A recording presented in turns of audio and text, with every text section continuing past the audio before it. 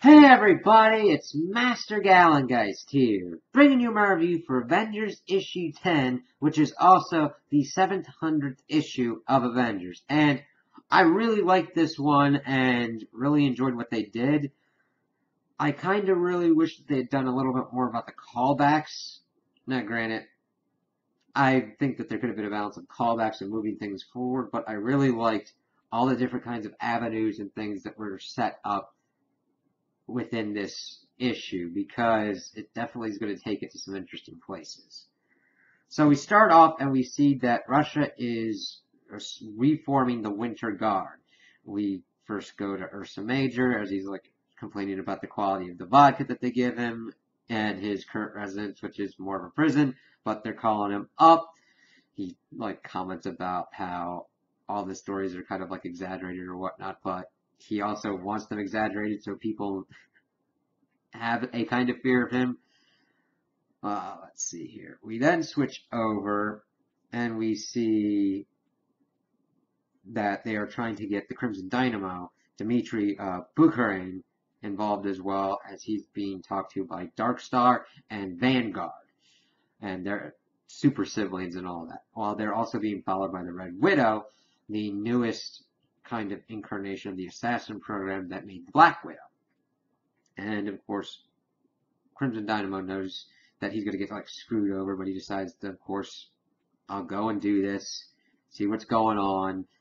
And I kind of like him being put in this kind of reluctant leader position, but we'll really see if he's actually the leader going forward. So we then transition over and we see that Namor and his defenders are attacking the city of Hydropolis, and it's usually underwater, and they've thrown it above the waves of the ocean. It's like, oh god, and they're pretty much telling them to lead the oceans. We get to Avengers Mountain and we see that Gorilla Man sees that the warning system's going off. He's crap, crap, crap. So he starts to send out all these warnings to everybody involved to gather the Avengers. We get to Robbie and Tony and they're having a nice little race. They're starting to get set up for a race. If Robbie wins, Tony's going to give his brother Gabe a high-tech wheelchair. But if Tony wins, Robbie's going to give a message to Howard Stark, and he's going to start off and saying, "Yeah, you're proud of me now that I built a car faster than the Ghost Rider." But as they're about to do it, they get the call, and Robbie's like, "Oh, we can't do it now. That kind of sucks." But Tony's like, "What do you mean we can't do it now? We're racing to the map now." And they go on off, and they both made it seem that no matter who won or lost, they'd still do it for each other. I'm like, yeah, that's kind of cool to have that kind of cool little rivalry. We get over to Carol and Thor, and interesting enough, they're under the ocean and they're hitting helicarrier debris into outer space. And Thor is trying to get information from Carol to see if She-Hulk would be receptive to going out on a date with them. I was like, fine, I'll text for you. I'll be your desperate need of a wingman, sure. And they get the call and they're like, all right, gotta go. Funnily enough, we go to Jen, who's getting a kind of pep talk, telling her to close her eyes and kind of open her mind and say what she sees, but she lies. We see kind of Hulk face, and she says that she sees a calm, smiling face. Charles is like, well, we're going to need you to get through this press conference without hulking out, and everybody's freaking out now that the Avengers are mainly dealing with Wakanda instead of the United States. And calling them like at Wakanda's beck and call, all that kind of stuff going on. And it leads to some, and like, okay, interesting way that this is being brought up and talked about. Alright, let's see. Because they're like talking about the Avengers being on their beck and call. We shift over to Steve and Thunderbolt Ross, and this is weird kind of timing because I've actually got a Captain America comic to review, and that sets up some weird time disparities of what's going on here. I don't know if this is after that issue or before that issue, but it still doesn't change the fact of how I kind of like how this scene goes down. Because he's talking about Black Panther being the chairman and wanting a heads up, and Steve going, well, the Avengers fight for Earth. Ross is like, well, in our concerns, the United States is the Earth. And he's like, trying to threaten him, but he's like, listen, you can trust us to be Avengers. And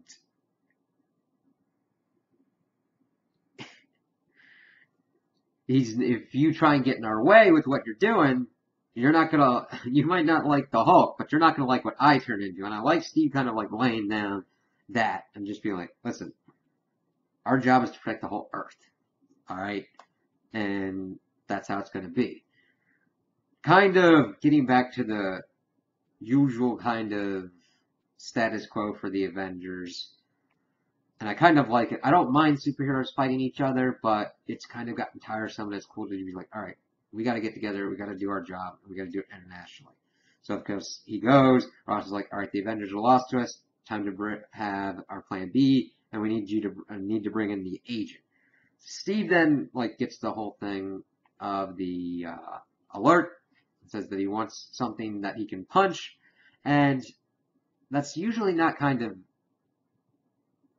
Steve's response to these kinds of situations. So I was just kind of like, that's kind of not what he would be. He would be irritated with the situation, but he usually doesn't go and want to hurt people or anything.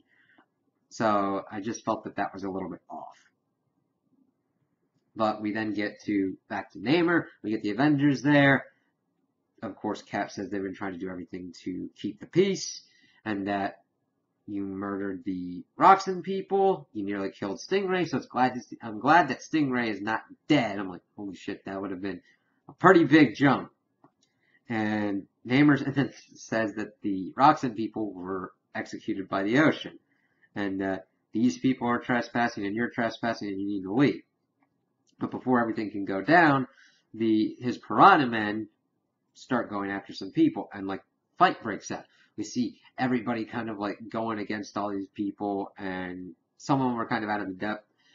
Iron Man's kind of fighting his magic one. He's like, yeah, Thor should be going after this dude.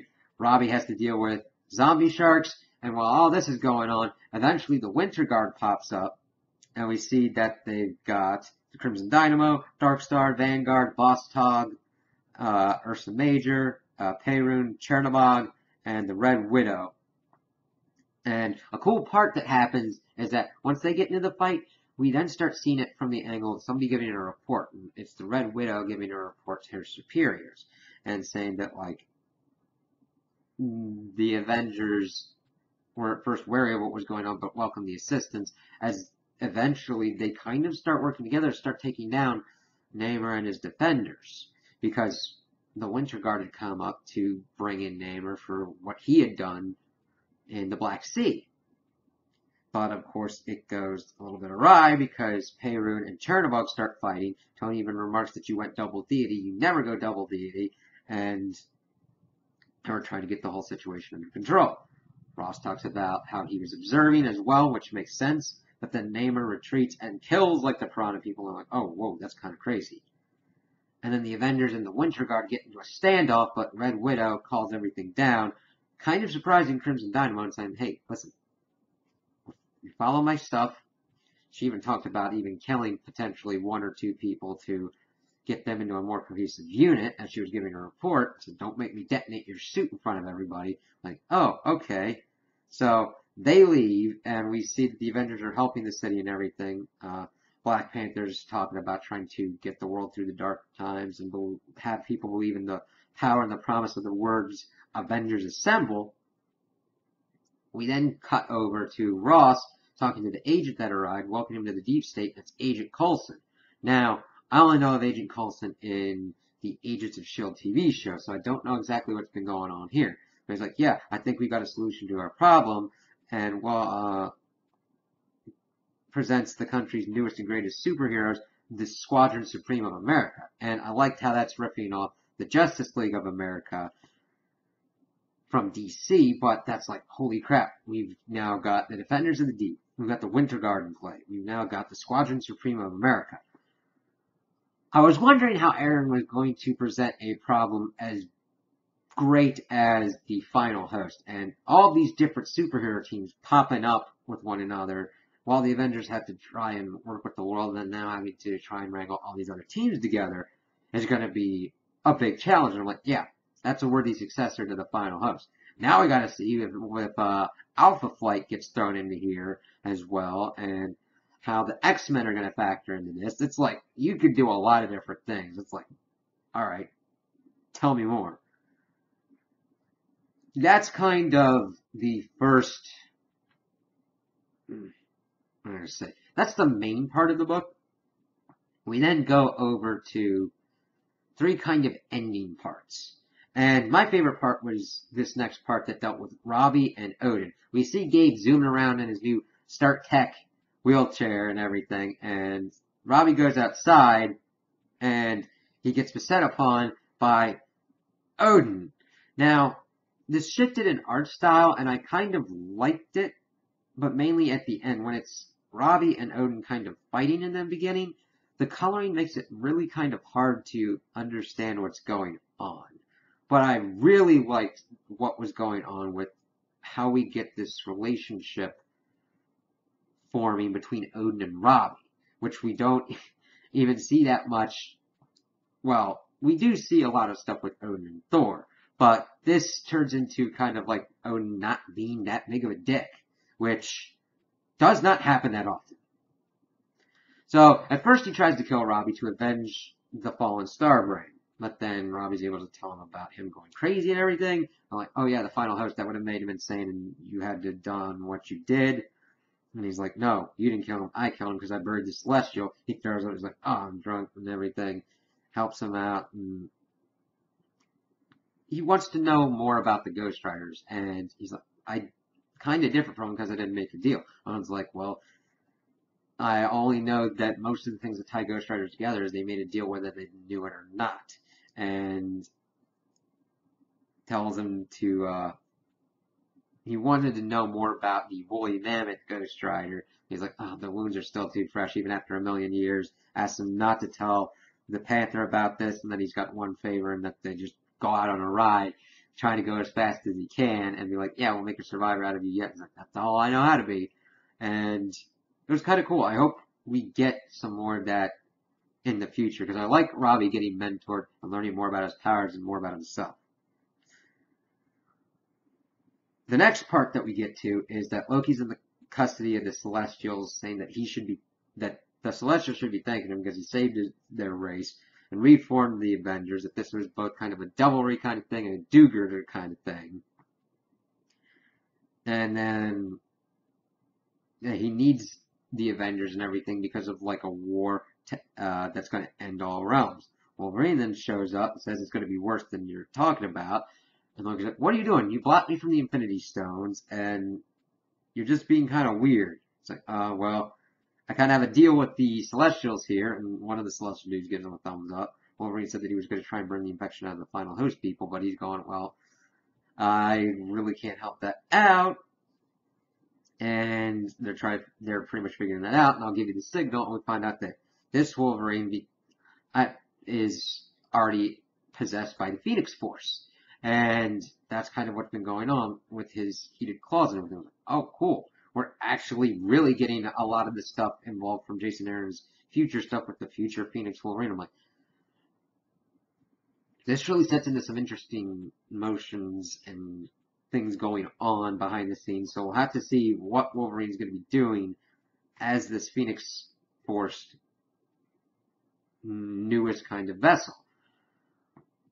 And then he kind of pretty much has Loki get like thrown away, but not before we see what's going on. That like there's a lot of things to come. We see Iron Fist fighting ninjas. We see a lot of Starbrand hands. We see the Man-Thing holding a hammer and Iron Man's helmet. We see Moon Knight and mummies, and we see Malekith, and we see Hyperion destroying Cap's shield. And he's like, give the Avengers a message that they've got some assembling to do. So that's where that ends off. And the final part is that we see that the Wasp is acting as a Wakandan agent to kind of infiltrate someplace. And we get into it that it's in Romania. in Dracula's castle, and she's got this one, her handler telling her, if you've been spotted, get out. But she's like, hey, you wouldn't call the founding Avenger to do this if you didn't need it to get done. So she's able to go in, and we find out that Blade has been captured in there and ask him to join the Avengers. His response is giving him a sword, and she's like, yeah, that's a good answer. So we've now got a Winter Guard, Namor's Defenders, and the Squadron Supreme of America popped up in there. We've got some kind of stuff going down with vampires and Blade, which is going to be awesome. We've got Phoenixed up Wolverine doing stuff, and this is just set up for a lot of cool, different kind of storylines. Now, I normally don't like having all these different plates spinning at once, but it seems that certain ones of these are portioned out to be bigger threats now, and then threats set up later on. I like it when it's done that way. Otherwise, you have too many plot threads that are left dangling for too long. You're like, I don't remember that, and then it's brought up, and you're like, oh, okay.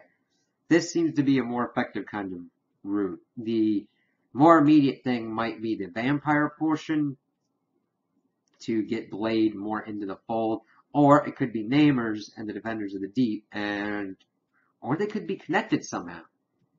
I'll have to see how that goes, but I really enjoyed this issue, and can't wait to see where Jason Aaron goes next with this whole run of Avengers. So those are my opinions on the issue. Tell me what you guys think in the comments below. If you liked it, if you didn't like it, if you agree with me, if you disagree with me. Also like and subscribe, and I hope you have a good day.